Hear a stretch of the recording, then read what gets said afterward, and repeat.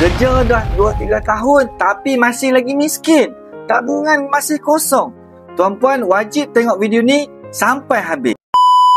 Saya nak kongsikan satu realiti pahit. Ramai yang ingat gaji besar, hidup automatik stabil.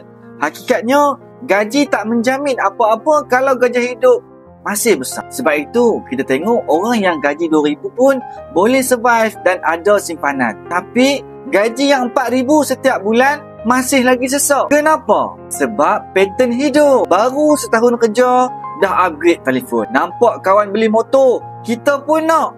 Nampak promosi kad kredit, kita pun apply. Semua nak sama macam orang lain.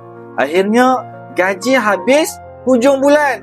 Pening kepala. Tapi cuba tuan-puan buat satu benda yang kecil but powerful. Asingkan 10% gaji terus kepada simpanan. Simpan dekat SB dan juga simpan dalam akaun emas GET. Sebab kenapa emas tuan-puan? Satu, susah bocong.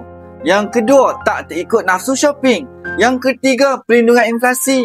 Yang keempat, boleh jadi modal masa tuan-puan nak guna bila sesak nanti. Jadi, simpanlah duit dalam bentuk emas.